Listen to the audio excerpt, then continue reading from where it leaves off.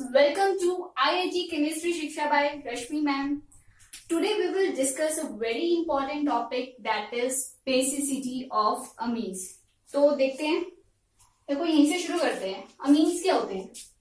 जब अमोनिया में, अमोनिया क्या होता है? NH3, right? तो जब अमोनिया में हम हाइड्रोजन को रिप्लेस करके, किसी एक हाइड्रोजन को रिप्लेस करके कोई R ग्रुप लगा देते हैं, then we get what? Then we get amines. ठीक है? This R group can be any alkyl group or any phenyl group. Fine? तो ये हमें मिल गया amines. अब basicity से क्या मतलब है? Basicity किसकी वजह से है? Due to the presence of lone pair of electron on nitrogen. Due to the presence of lone pair of electron on nitrogen. इसी की वजह से क्या है? बेसिक इन नेचर है. ठीक है? तो अब इसके बेसिसिटी का ऑर्डर देखना है हमने, और हमें ये देखना है कि इंडक्टिव इफेक्ट जो है वो अमीन्स की बेसिसिटी को कैसे अफेक्ट करता है. तो देखो ये रहा हमारे पास अमोनिया. अमोनिया में से मैंने क्या करा, एक हाइड्रोजन को रिप्लेस करके एक इलेक्ट्रॉन रिलीजिंग ग्रुप लगा दिया. क्या किया? एक इलेक्ट्रॉन रिलीजिंग ग्रुप लगा दिया. तो इलेक्ट्रॉन रिलीजिंग ग्रुप जो है वो कैसा इफेक्ट शो करता है? Electron releasing plus I effect. तो प्लस आई इफेक्ट से क्या है? इलेक्ट्रॉन डेंसिटी पुश कर रहा है सिस्टम में, जिसकी वजह से इलेक्ट्रॉन डेंसिटी नाइट्रोजन पे क्या करेगी? इंक्रीज करेगी. इसकी इलेक्ट्रॉन डेंसिटी इंक्रीज करेगी तो इसकी बेसिसिटी भी क्या करेगी? इंक्रीज करेगी. ठीक है? तो हम क्या कह सकते हैं? Plus I effect increases basicity. Plus I effect increases basicity. Clear? तो ये की पॉइंट है. प्लस आई इफेक्ट जो है वो बेसिसिटी को इंक्रीज करता है. अब उसके बाद देखते हैं, अगर इसी हाइड्रोजन को रिप्लेस करके मैं कोई इलेक्ट्रॉन विड्रॉइंग ग्रुप लगा दूं. ठीक है? तो इलेक्ट्रॉन विड्रॉइंग ग्रुप जो है वो कैसा इफेक्ट शो करेगा? Electron withdrawing minus I effect show करेगा. वो सिस्टम से जो इलेक्ट्रॉन डेंसिटी है उसे क्या करेगा? पुल करेगा. ठीक है? इलेक्ट्रॉन डेंसिटी पुल करेगा. Electron withdrawing minus I effect show करेगा. तो नाइट्रोजन पे जो इलेक्ट्रॉन डेंसिटी है वो क्या हो जाएगी? डिक्रीज हो जाएगी. इलेक्ट्रॉन डेंसिटी डिक्रीज होगी तो क्या होगा? बेसिसिटी भी डिक्रीज होगी. Basicity decreases. तो हम क्या कह सकते हैं कि minus I effect decreases basicity. Minus I effect decreases basicity. ध्यान रहेगा, प्लस आई इफेक्ट बेसिसिटी को इंक्रीज करता है और माइनस आई इफेक्ट बेसिसिटी को डिक्रीज करता है. फॉर एग्जाम्पल देखो, ये मैंने यहां पर साइक्लोहेक्साइल रिंग लगा दी और यहां पर मैंने फिनाइल रिंग लगा दी. ठीक है? तो अगर आपको ध्यान हो तो ये कार्बन क्या है? sp3 hybridized. और sp3 हाइब्रिडाइज्ड कार्बन कैसा इफेक्ट शो करता है? Electron releasing plus I effect. ठीक है? और ये वाला कार्बन कैसा हाइब्रिडाइजेशन है इसकी? sp2, क्योंकि डबल बॉन्ड से अटैच्ड है. और sp2 हाइब्रिडाइज्ड कार्बन कैसा इफेक्ट शो करेगा? Electron withdrawing minus I effect. तो इन दोनों में से अगर मैं पूछूं ज्यादा बेसिक कौन होगा, तो प्लस आई इफेक्ट जो है वो बेसिसिटी को इंक्रीज करता है और माइनस आई इफेक्ट बेसिसिटी को डिक्रीज करता है. सो this is the order of basicity. Clear? ठीक है? तो अगर मैं यहां पर ये कहूं, नेक्स्ट एग्जांपल देखो, यहां पर तो 2 हाइड्रोजन थे, एक फिनाइल रिंग थी. नेक्स्ट एग्जांपल में देखो,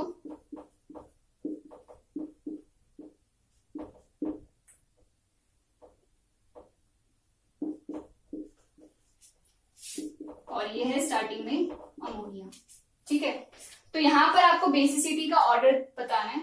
देखो फिनाइल रिंग कैसा इफेक्ट शो कर रहा है, electron withdrawing minus I effect. यहाँ पर तो एक हाइड्रोजन फिनाइल रिंग से रिप्लेस हुआ था, यहाँ पर एक एक करके, यहाँ पर एक हाइड्रोजन, फिर दो हाइड्रोजन, फिर तीनों हाइड्रोजन। तो क्या हो रहा है, प्लस आई इफेक्ट क्या हो रहा है, इंक्रीज हो रहा है, minus I effect sorry, minus I effect क्या हो रहा है, इंक्रीज हो रहा है from left to right. Minus I effect क्या हो रहा है, इंक्रीज हो रहा है फ्रॉम लेफ्ट टू राइट। तो बेसिसिटी भी क्या हो रही है, डिक्रीज हो रही है फ्रॉम लेफ्ट टू राइट। तो बेसिसिटी का ऑर्डर क्या होगा, ammonia is most basic here, ये सबसे ज्यादा बेसिक होगा। ठीक है, अब बेसिसिटी किस वजह से होती है वो बताना है आपको।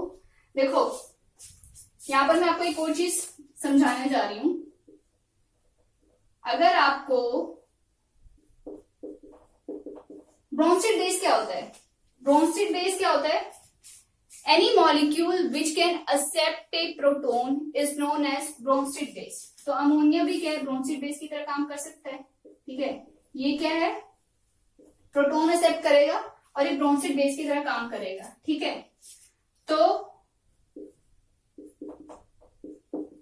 ये बन गया हमारा conjugate acid, this is our conjugate acid. अब ये कॉन्जुगेट एसिड जितना स्टेबिलाइज्ड होगा, ये कॉन्जुगेट एसिड जितना स्टेबिलाइज्ड होगा, कोरस्पॉन्डिंग बेस उतना ही स्ट्रॉन्ग बेस होगा। Corresponding base will be a strong base. तो यहां पर अगर आप ध्यान दो तो फ्लो ऑफ इलेक्ट्रॉन कहां से कहां हो रहा है, इसने अमोनिया के ऊपर जो लोन पेयर ऑफ इलेक्ट्रॉन था ये किसने किसको दे दिया था, प्रोटोन को दे दिया था। तो फ्लो ऑफ इलेक्ट्रॉन हो रहा है कहां से कहां, डोनर टू एक्सेप्टर। ये देने वाला है तो ये क्या हो गया, डोनर, ये लेने वाला है तो ये क्या हो गया, एक्सेप्टर। तो हमेशा याद रखना, इंपॉर्टेंट पॉइंट है, डोनर एटम के पास होता है होमो और एक्सेप्टर एटम के पास होता है ल्यूमो। डोनर एटम के पास होता है होमो और एक्सेप्टर एटम के पास होता है ल्यूमो। अब ये होमो और ल्यूमो क्या होते हैं वो देखते हैं। Full form of homo, homo is highest occupied molecular orbital. Homo is highest occupied molecular orbital and LUMO is lowest unoccupied molecular orbital. ठीक है, आपने केमिकल बॉन्डिंग में मॉलिक्यूलर ऑर्बिटल थ्योरी पढ़ी होगी। मैं हाइड्रोजन के लिए जो मॉलिक्यूलर ऑर्बिटल डायग्राम है एमओटी ड्रॉ करके बताती हूँ और उसी से आपको क्लियर हो जाएगा। देखो हाइड्रोजन के दो एटम्स हैं, ठीक है, ये इसका 1s ऑर्बिटल, ये इसका 1s ऑर्बिटल, इसके पास एक इलेक्ट्रॉन, इसके पास एक इलेक्ट्रॉन। ठीक है, linear combination of atomic orbitals take place to give rise to molecular orbitals. ठीक है, तो कौन कौन से दो ऑर्बिटल्स, दो एटॉमिक ऑर्बिटल्स कंबाइन करें तो it will give rise to two molecular orbitals, sigma 1s and sigma star 1s। ठीक है, इसके पास एक इलेक्ट्रॉन, इसके पास एक इलेक्ट्रॉन, तो दोनों इलेक्ट्रॉन कहाँ गए, पहले तो जिसकी एनर्जी कम होगी उसी में चले जाएंगे। तो ये क्या है, फील्ड ऑर्बिटल है ये, और ये क्या है, एम्प्टी ऑर्बिटल। अगर आपके पास पैसा है तभी तो किसी को दान में दोगे ना, इसके पास इलेक्ट्रॉन है तभी तो ये डोनेट करेगा। तो ये क्या हो गया, डोनर, और डोनर को ही हम क्या बोलते हैं, होमो। ठीक है, अगर इसने इलेक्ट्रॉन एक्सेप्ट करने हैं तो ये किसमें करेगा, इसमें एम्प्टी ऑर्बिटल में। ठीक है, तो एक्सेप्टर को ही क्या हम बोलते हैं, ल्यूमो। ठीक है, और हमेशा याद रखना एक चीज, जितनी एनर्जी ऑफ होमो हाई होगी, जितनी एनर्जी ऑफ होमो हाई होगी उतनी डोनर एबिलिटी इंक्रीज करती है, उतनी ही डोनर एबिलिटी इंक्रीज करती है। और एनर्जी ऑफ लूमो जितनी लो होगी, एनर्जी ऑफ ल्यूमो जितनी लो होगी, ठीक है, उसकी एक्सेप्टर एबिलिटी उतनी ही हाई होगी। ध्यान रहेगा, ठीक है।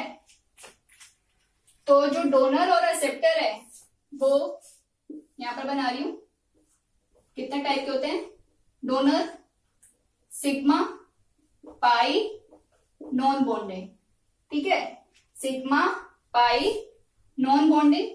और डोनर एबिलिटी का ऑर्डर क्या होता है, सबसे ज्यादा नॉन बॉन्डेड इलेक्ट्रॉन, ठीक है, non bonding electron, then pi electron, then sigma electron. So this is the order of donor ability, ठीक है, this is the order of donor ability. Sigma electrons easily donate नहीं कर सकते हैं, non bonded electron सबसे easily donate कर सकते हैं। नॉन बॉन्डेड मतलब lone pair of electron.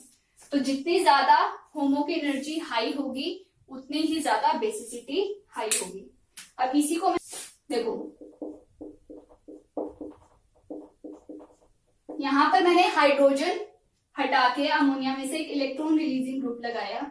Let's say वो इलेक्ट्रॉन रिलीजिंग ग्रुप जो है वो मिथाइल ग्रुप है, ठीक है। तो मिथाइल ग्रुप जो है वो इलेक्ट्रॉन डेंसिटी क्या करेगा, डोनेट करेगा। पोटेंशियल एनर्जी क्या होती है, Q1 इंटू में Q2, ठीक है। नाइट्रोजन पे non bonded electron already present है और इलेक्ट्रॉन पे कैसा चार्ज होता है, माइनस चार्ज, ठीक है। मिथाइल ग्रुप भी क्या कर रहा है, इलेक्ट्रॉन डेंसिटी पुश कर रहा है सिस्टम में, तो यानी कि वो भी क्या इलेक्ट्रॉन डेंसिटी पुश कर रहा है, तो इलेक्ट्रॉन डेंसिटी पे क्या चार्ज होगा, माइनस चार्ज। तो माइनस इंटू में माइनस क्या होता है, प्लस। तो यानी कि पोटेंशियल एनर्जी इंक्रीज कर रही है, यानी कि energy of homo is increasing, energy of homo is increasing, therefore basicity is increasing. इसलिए जो बेसिसिटी है वो क्या हो रही है, इंक्रीज हो रही है।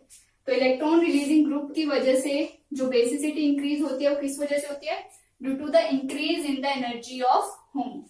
पर यहीं पर अगर मैं मिथाइल ग्रुप की जगह एक ऐसा आइटम लगा दूं जो कि क्या है, electron withdrawing minus I effect show करेगा, ठीक है। ये कैसे इफेक्ट शो कर रहा है, electron withdrawing minus I effect. तो पोटेंशियल एनर्जी देखते हैं, Q1 इंटू में Q2, ठीक है। नाइट्रोजन पे कैसा है, चार्ज होगा इलेक्ट्रॉन की वजह से नेगेटिव चार्ज। ये इलेक्ट्रॉन डेंसिटी क्या कर रहा है, पुल कर रहा है, क्योंकि माइनस आई इफेक्ट शो कर रहा है, ये प्लस आई इफेक्ट शो कर रहा था, माइनस आई इफेक्ट शो कर रहा है, तो ये इलेक्ट्रॉन डेंसिटी पुल कर रहा है सिस्टम से। तो एक तरह से क्या है, पॉजिटिव चार्ज क्रिएट करने की कोशिश कर रहा है। तो यहाँ पर पॉजिटिव प्लस इंटू में माइनस माइनस, यानी कि पोटेंशियल एनर्जी क्या हो रही है, डिक्रीज हो रही है। और अगर पोटेंशियल एनर्जी डिक्रीज होगी तो होमो की एनर्जी जो है वो भी क्या होगी, डिक्रीज होगी। होमो की एनर्जी डिक्रीज होगी तो बेसिसिटी भी क्या होगी, डिक्रीज होगी। Clear, basicity will decrease. तो होमो की एनर्जी जितनी हाई होगी बेसिसिटी उतनी ही, ठीक है। नाइट्रोजन किसी कार्बन से अटैच नहीं है तो इसकी डिग्री होगी 0 डिग्री, इसकी 1 डिग्री, क्योंकि ये एक कार्बन से अटैच है। ये 2 कार्बन से अटैच है तो 2 डिग्री, ये 3 कार्बन से अटैच है नाइट्रोजन तो 3 डिग्री। तो एल्काइल ग्रुप कैसा इफेक्ट शो कर रहा है, electron releasing plus I effect. यहाँ पर 2 एल्काइल ग्रुप है और यहाँ पर 3 एल्काइल ग्रुप है। तो तीनों एल्काइल ग्रुप कैसा इफेक्ट शो कर रहे हैं, electron releasing plus I effect. और प्लस आई इफेक्ट जो है वो बेसिसिटी को क्या करता है, इंक्रीज करता है। Plus I effect increases, basicity increases, ठीक है। तो ऑर्डर ऑफ बेसिसिटी क्या हो जाएगा, लेफ्ट टू राइट इंक्रीज हो रहा है, 3 2 1 0, ठीक है। This is the order of basicity, but mind it, this is the order of basicity only in gaseous phase.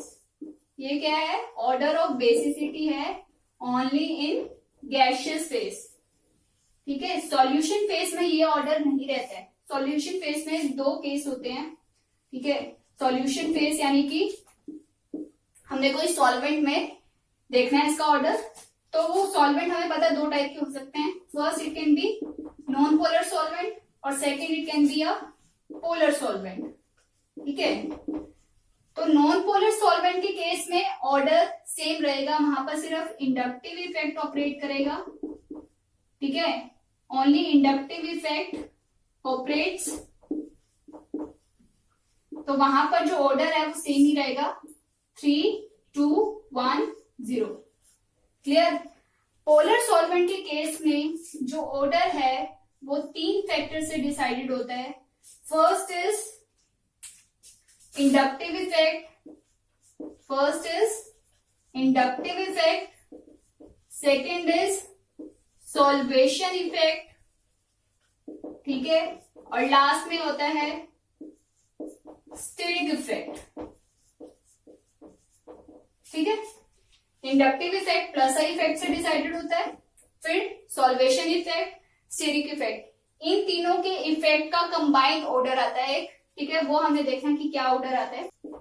हमने जैसे सपोज पोलर सॉल्वेंट ले लिया, वाटर, और यहां पर ग्रुप कौन सा है, मिथाइल ग्रुप, ठीक है, 4 मिथाइल ग्रुप। तो इंडक्टिव इफेक्ट का ऑर्डर क्या आया, 3, 2, 1, 0। ये है हमारा फर्स्ट फैक्टर। अब देखते हैं हम हमारा second factor, that is solvation factor. Second factor देखते हैं, सॉल्वेशन फैक्टर, ठीक है। ये मैं आपको बता ही चुकी हूं, देखो ये है बेस। बेस क्या करेगा, lone pair of electron donate करेगा प्रोटॉन को। ये क्या है, डोनर, ये क्या है, acceptor. And what we will get a conjugate acid, और ये कॉन्जुगेट एसिड जितना ज्यादा स्टेबिलाईज होगा, corresponding base will be a strong base. ये कॉन्जुगेट बेस जितना ज्यादा स्टेबिलाईज होगा, कॉरस्पॉन्डिंग जो बेस है that will be a strong base, ठीक है। तब ये देखते हैं, जैसे हमारा अमोनिया को हमने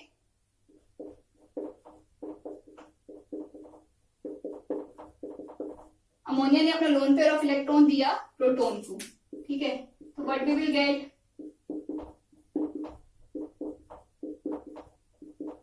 ये है कॉन्जुगेट एसिड। अब इस केस में देखो, वाटर में क्या होता है, डाइपोल होता है। ऑक्सीजन हाइड्रोजन से ज्यादा इलेक्ट्रोनेगेटिव है तो उस पर पार्शियल नेगेटिव चार्ज, और हाइड्रोजन में पार्शियल पॉजिटिव चार्ज, ठीक है। तो ये क्या है, डाइपोल, ठीक है। ये भी क्या है, डाइपोल, इस पे पार्शियल नेगेटिव चार्ज और हाइड्रोजन में पार्शियल पॉजिटिव चार्ज, ठीक है। तो डाइपोल है। अगर हम इसको पानी में सॉल्वेट करेंगे तो क्या होगी, हाइड्रोजन बॉन्डिंग होगी। हाइड्रोजन बॉन्डिंग के लिए क्या है, क्या कंडीशन होती है, hydrogen should be attached to a highly electronegative atom like oxygen, nitrogen, fluorine. तो इस केस में क्या होगा, देखो एक तो डाइपोल ये रहा, ठीक है, क्योंकि यहाँ पर हाइड्रोजन अवेलेबल है, partial positive charge, hydrogen bonding होगी, ठीक है। हाइड्रोजन बॉन्डिंग यहां से भी हो सकती है, हाइड्रोजन बॉन्डिंग यहां से भी हो सकती है, और हाइड्रोजन बॉन्डिंग यहां से भी हो सकती है, ठीक है। तो इसमें 4 हाइड्रोजन प्रेजेंट थे, तो 4 सॉल्वेशन फैक्टर हो गए, ठीक है। And solvation leads to stability. Solvation से क्या होता है, सॉल्वेशन लीड्स टू स्टेबिलिटी। तो मैक्सिमम स्टेबिलाईजेशन इस केस में होगी, ठीक है। अब देखते हैं आगे, फर्दर देखते हैं।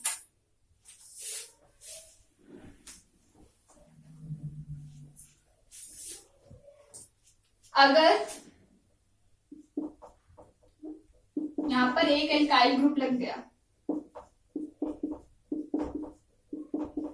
तो यहां पर 3 हाइड्रोजन है, ठीक है, 3 हाइड्रोजन है ना, तो यहां पर 3 स्टेबलाइजेशन फैक्टर होंगे,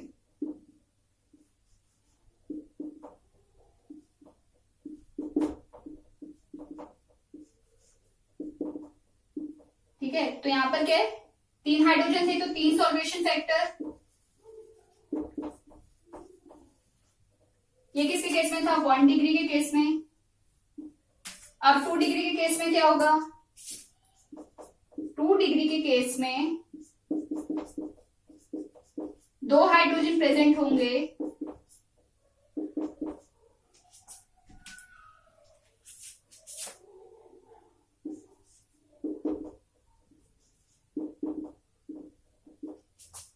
तो यहां पर दो सॉल्वेशन फैक्टर,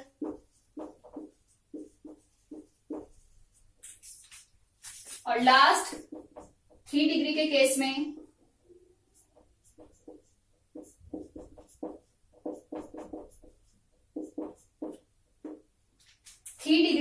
में एक ही हाइड्रोजन प्रेजेंट है, तो यहां पर एक ही सॉल्वेशन फैक्टर है। तो एक सॉल्वेशन फैक्टर है तो लीस्ट स्टेबलाइजेशन इस केस में होगी।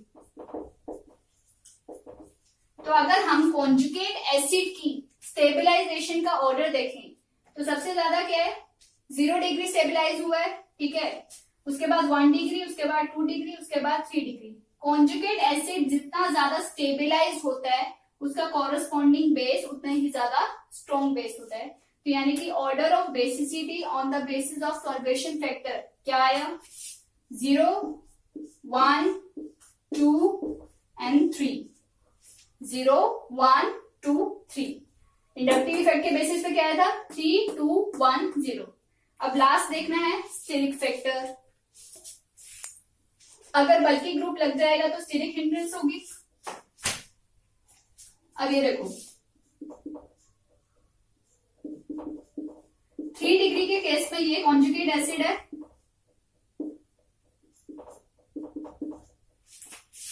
और 0 डिग्री के केस में ये कॉन्जुगेट एसिड है। ये क्या है, हाइड्रोजन साइज में क्या है, छोटा है, और मिथाइल ग्रुप साइज में क्या है, बड़ा है। तो this is occupying more volume in space, ठीक है, मोर volume in space, and this occupies less volume in space. Clear? देखो कैटायन का साइज जितना बड़ा होता है उसकी हाइड्रेशन उतनी ही कम होती है। As cation size increases, hydration energy decreases.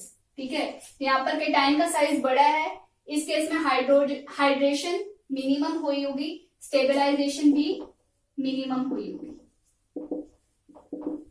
Stabilization minimum क्यों हुई होगी, due to less hydration. Clear? और इस केस में जो कैटायन है वो क्या है, small in size, small size cation. तो यहां पर हाइड्रेशन क्या हुई होगी, मैक्सिमम हुई होगी। और अगर हाइड्रेशन मैक्सिमम होती है तो हाइड्रेशन एनर्जी मैक्सिमम रिलीज होती है, तो स्टेबलाइजेशन क्या हुई होगी, मैक्सिमम हुई होगी। तो स्टेबलाइजेशन मैक्सिमम हुई 0 डिग्री के केस में, तो उस केस में ऑर्डर क्या रहेगा, 0, 1, 2, 3। This is the order of basicity on the basis of steric hindrance.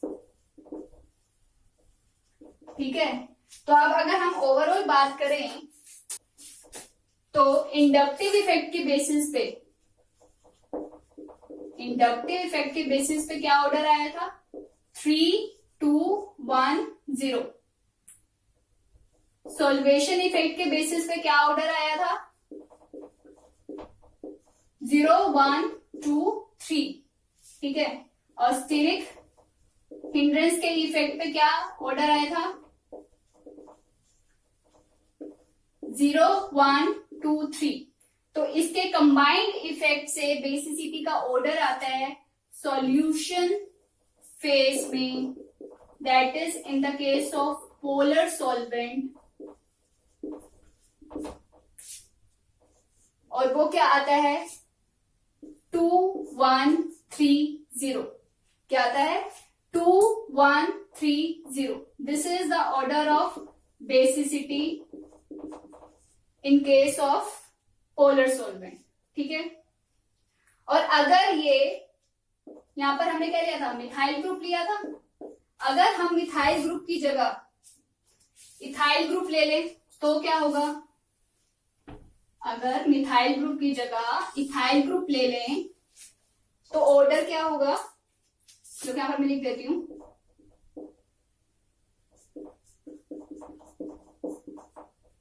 Two degree है ये,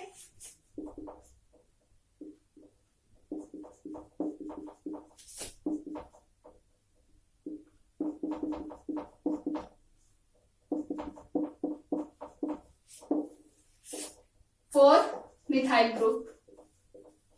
This is the order of basicity 2 1 3 0, ठीक है। और फॉर इथाइल ग्रुप क्या ऑर्डर होता है, 2 3 1 0, क्या होता है 2 3 1 0। This is the order of basicity in case of ethyl group. यहां पर लिख देती हूं मैं,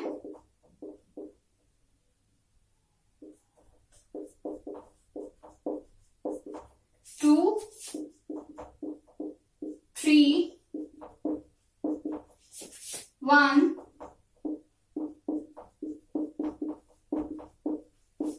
0।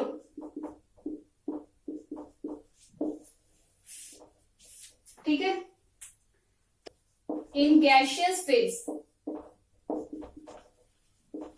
only inductive effect operates.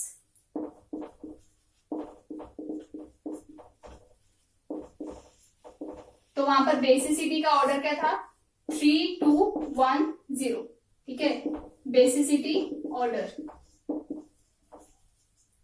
तो ये पॉइंट आपको याद रखना है, गैस फेज में